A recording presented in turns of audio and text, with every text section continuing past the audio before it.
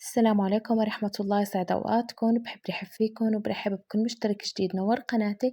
بتمنى دائما تكونوا بخير يا رب، وبسم الله بنبدأ فيديو اليوم. وصفتنا لليوم هي حلاوة الرز الطرابلسي.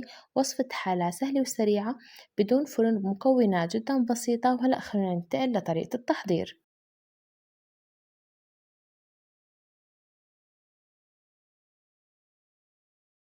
بداية بطواية على النار بدي أحتاج لكوب من الرز أنا طحنته بالدار. بتقدروا تستخدموا الرز المطحون الجاهز. رح أنزل عليه كوب إلا ربع من السكر الحبيبات، ربع كوب من الشاي الذرة. بدي أقلبهم مع بعض لحتى أتأكد إنهم اختلطوا تماما.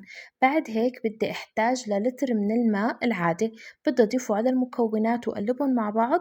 بعد هيك رح أرفع الخليط على النار.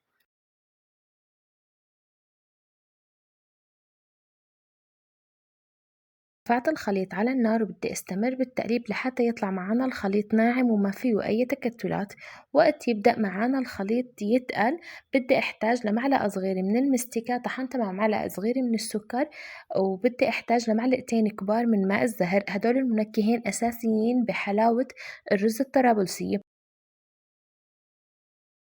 هلأ بدي استمر بالتقليب لحتى يتقل معاي الخليط وحس إنه السوائل بدأت تجف.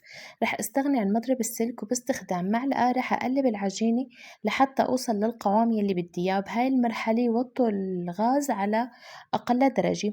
برسم خط بالعجينة بالوسط. إذا مباشرة اختلطت مع بعضها بتكون لسه محتاجة طبخ. طبعا أنا كانت لسه محتاجة، فرح استمر بالتقليب لحتى أوصل لهذا القوام. شوفوا كيف رسمت خط ما اختلطت مع بعضها.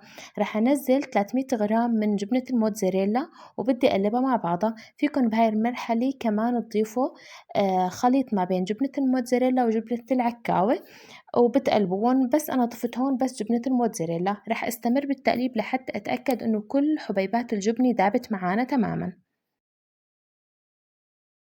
وهذا هو قوام حلاوة الرز الطرابلسية. بتكون جهزت معانا. هلأ رح أرفع على النار مباشرة وبدي أقدمها بصحن التقديم. طبعا حلاوة الرز الطرابلسية بتتقدم إما ساخنة أو باردة، فلكم حرية الاختيار.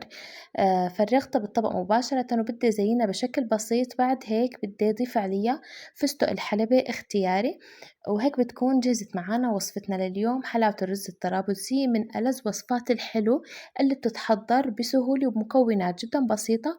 وبس، وفضلا لا تنسوا اللايك والتعليق لأن كتير بيرفع من فيديوهاتي، والاشتراك بالقناة إذا لسه ما اشتركتوا، وتفعيل جرس التنبيهات لحتى يوصلكم كل شي جديد بنزله. ما بيمنع من مشاركة للفيديو مع